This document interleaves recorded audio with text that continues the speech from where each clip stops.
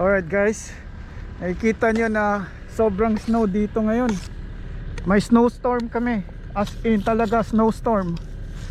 So grabe yung snow ngayon. See, grabe oh. Malayong malayo pa ang uuwian ko. So sana maging smooth yung pag-drive ko. Super talaga oh, as in covered. Ang layo ko pa ng uuwian. Layo ko pa ng uuwian. Kaya nakamask ako guys, Kaya nakamask ako kasi pandemic dito. So iniiwasan ko na may taong kakausap sa akin tapos hindi nakamask. Kaya yun yung iniiwasan ko. Kaya nakamask ako. Kakalabas ko lang sa work. Work ko. Grabe. Sana maging smooth yung pag-uwi ko nito. As in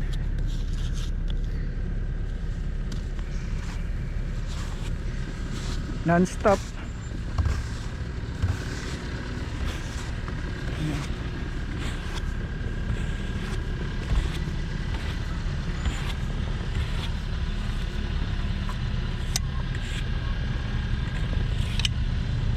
Non-stop talaga ang snow. Nanyo yung kamay ko, tigas na yung kamay ko. Naninigas sa lamig. Kailangan ko lang tanggalin yung ice dito para sa pag-drive ko hindi ako mahirapan. Sobra.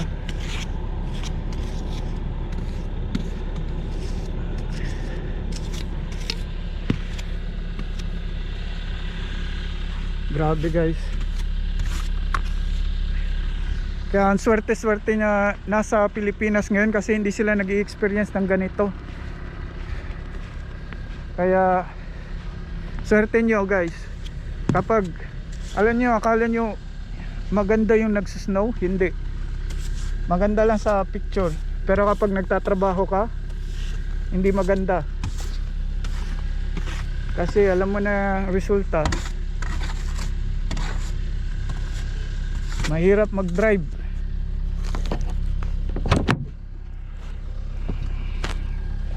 Mahirap mag-drive kapag may snow. So I'll see you guys later.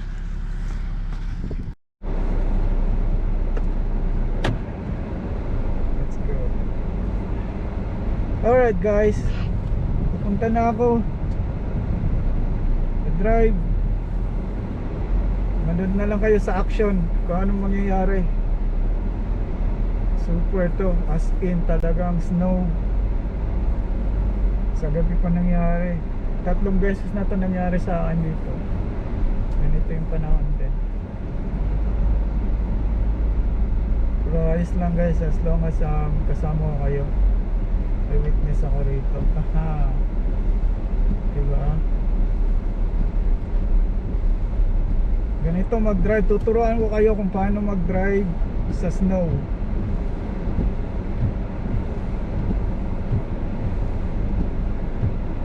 Imagine niyo yung kotse ko dati maliit, tapos ganito yung dinadaanan ko pag may snowstorm.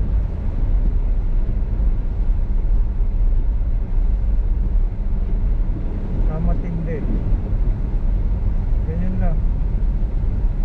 Dapat nakatakbo ka ng 30 miles per hour. Ano yung maximum mo? Yun yung maximum na takbo kapag may snow,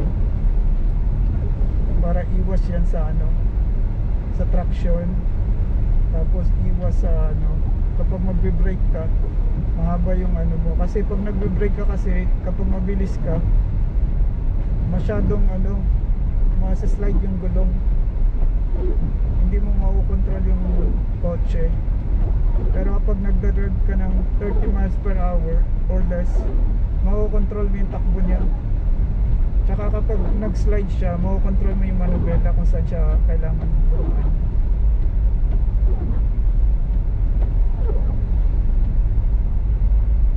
Kaya ano, huwag kayong ma-surprise guys kung ipapa-on ko tong yung windshield ko sa yung slide, yung sa rain niya, sa water. Kasi para meron tayong vision. I-on lang natin yung wiper kapag puno na siya ng na-cover na yung glass. So far hindi mangyayari yan kasi yung heater natin malakas. Yung advantage ngayon. So every time natatama yung snow, mag-melt siya kagad sa glass.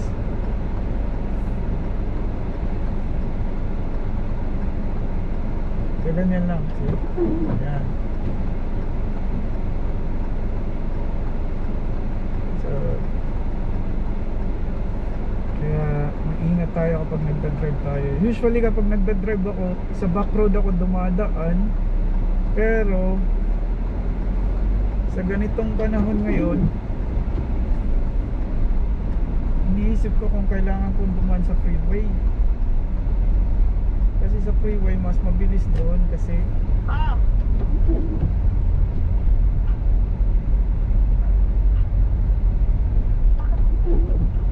kaya ganun. Pasensya na sa background noise guys.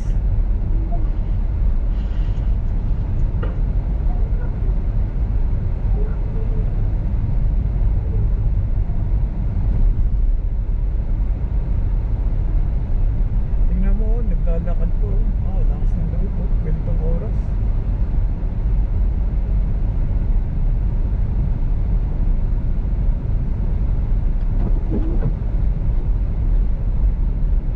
Lalakad hindi ko nagmamask.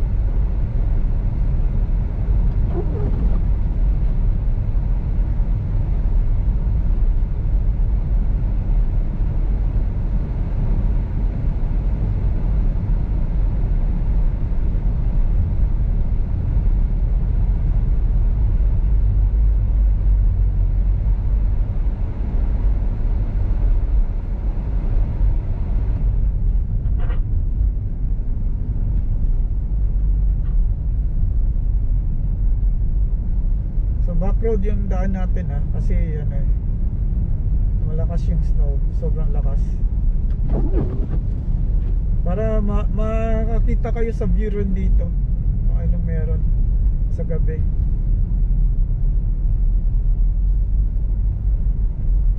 Enjoy lang.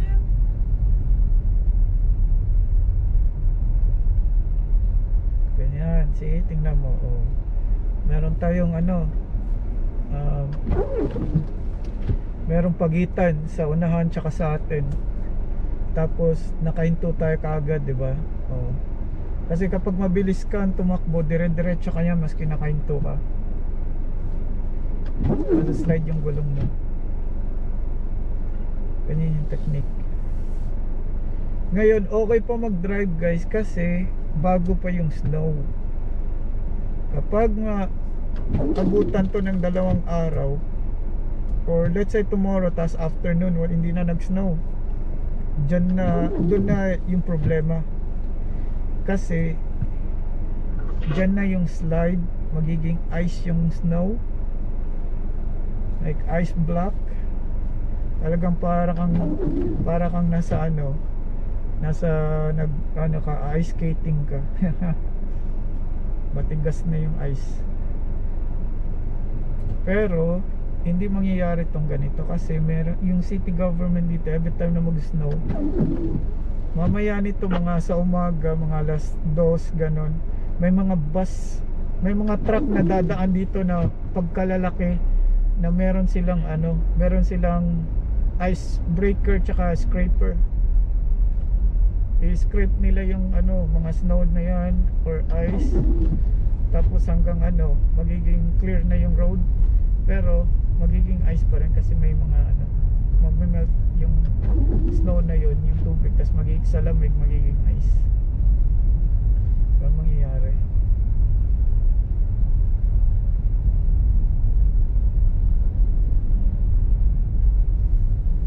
So ang gagawin natin, dito tayo dadaan sa gilid kasi mahina tumakbo masyado yung isa.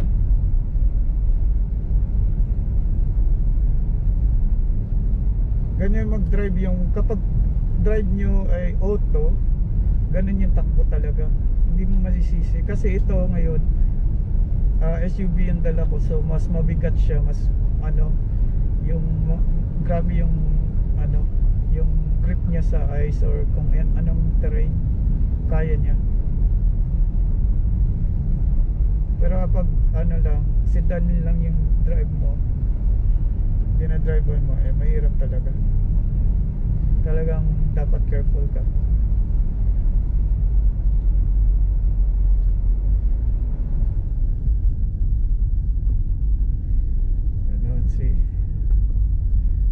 Kung titingnan nyo yung gulong guys, may may anong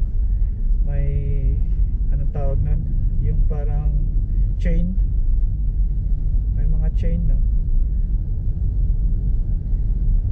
ganun, tingnan mo yung mga gulong nila may chain. Meron dito binibenta. Yung problema kasi depende na kasi sa anong tinadrivean mo. Pag nagdadrive ka ng 4-wheel drive, hindi mo na kailangan.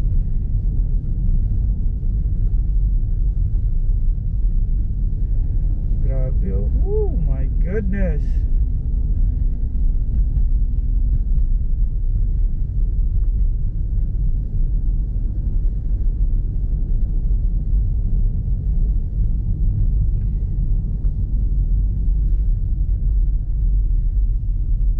Sana nangyari ito sa day off ko guys, kasi ang sarap maglakad-lakad nito sa umaga. Ang ganda tingnan ng view nito, puro white.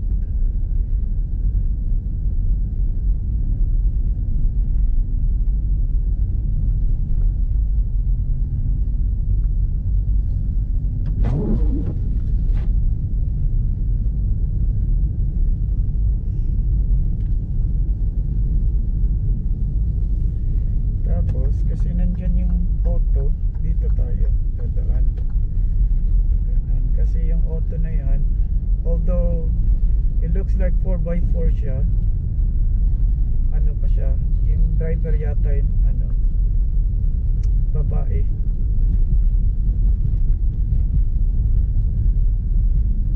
Kaya dito tayo.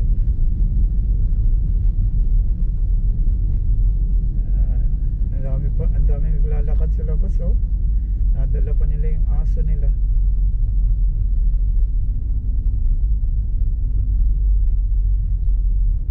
Merong isa naghihintay ng bus.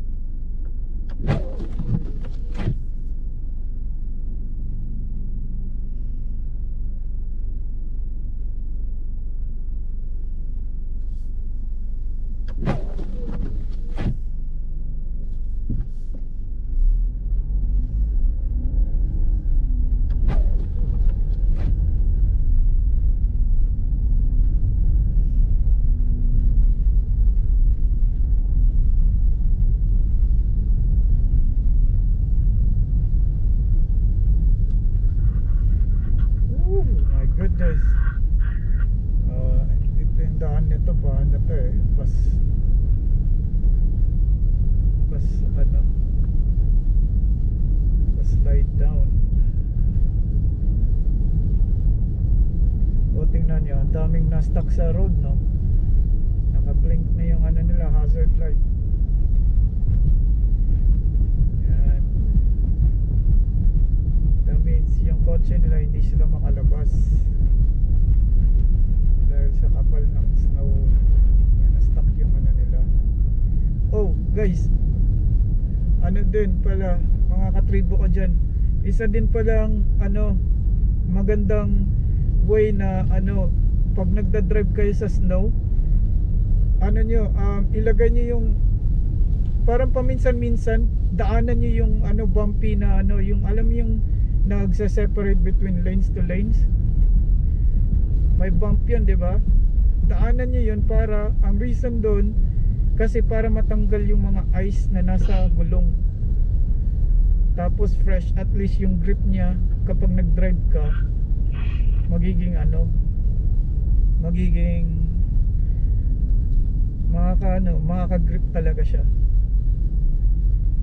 Ganun. Pero paminsan-minsan lang, wag like palagi kasi maingay sa gulong. Like tingnan nyo, okay, diba? Pumunta ka dyan para hindi maingay. So nagta-drive dito, so napagitnaan ako ng auto, ako ang mag-a-adjust kasi yung sasakyan nila hindi ka ka-epektibo para sa snow. Ako yung mag-a-adjust sa kanila. Ayun.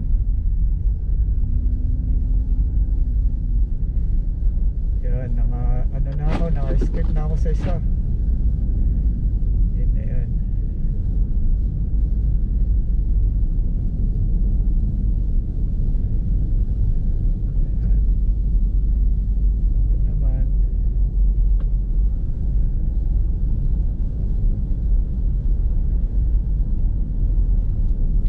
Ng isa kasi yung sasakyan niya Subaru, yung Subaru 4-wheel drive din yan, tulad ko, mabilis ako katulad niya, no? Pero mas mabilis siya kasi yung kotse niya talaga built sa sa ice.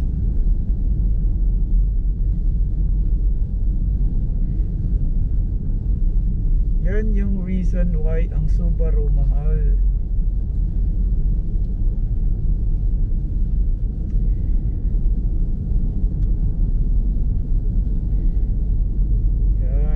Kapag may Subaru kayo, di ba? Lahat ng driver satisfied. Maski ang pangit pa ng design. Pangit yung mga design ng Subaru, pero doon magmamatter sa engine niya, yung spec, tsaka yung niya, yung yung capable ng sasakyan.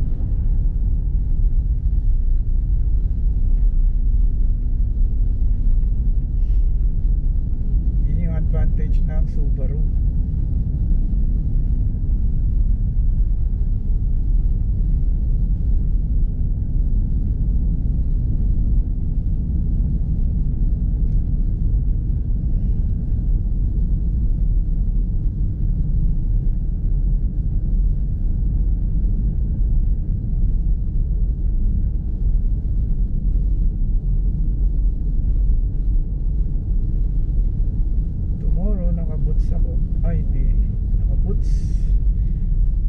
Ito yung time na maganda magsuot ng boots para pag naglakad ka sa daan hindi ka masa-slide.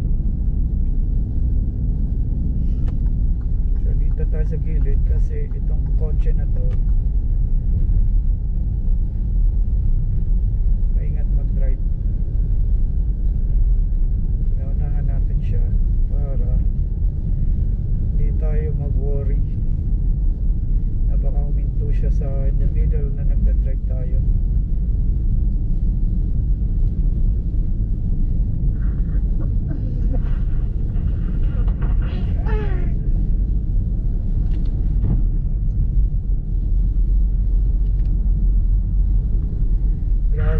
Grabe yung hangin. Guys, oh, mga katribo ko, tingnan nyo yung hangin. Sana nakikita, no? Nakikita nyo? Grabe, no? Hindi ko nakikita. Sensya ka na sa background, ha? Love you. I love you more. Kausap ko pala yung minamahal ko, guys. Mga katribo ko dyan, yeah, ba? Oh, sige. Anyo. Sana nag-enjoy kayo sa video na binibigay ko sa inyo tips kung paano mag-drive sa snow. Yan yung tips, guys. Drive safe, my love. Always drive safe. Yan yung pinaka-importante.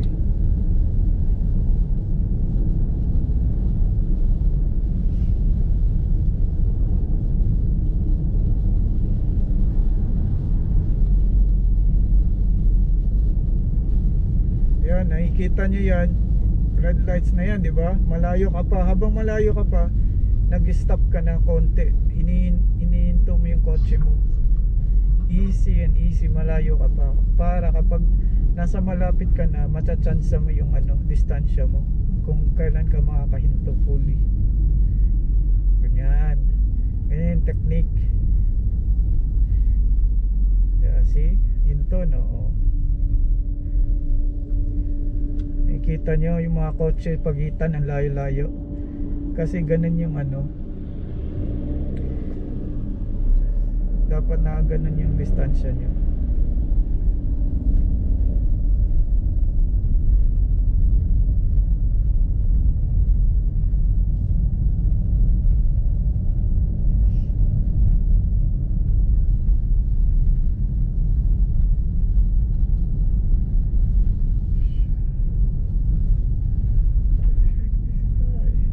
Tingnan nyo yung driver, panahin natin kasi hindi siya masyadong talagang as in nasa gitna siya. Gusto niyang lumapit sa akin. Unahan na lang natin siya, di ba? Para hindi niya na tayo isipin.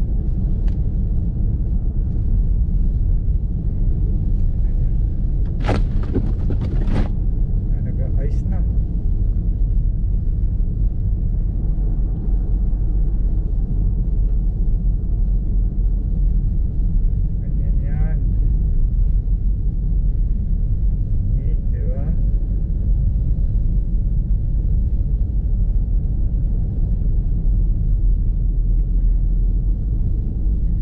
So sana guys nag-enjoy kayo sa video na to at nag-pick up nyo ang mga tips na kailangan nyong gawin kung nagdadrive kayo sa snow.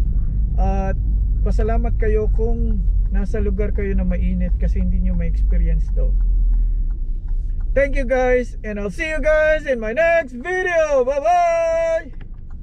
Ingat.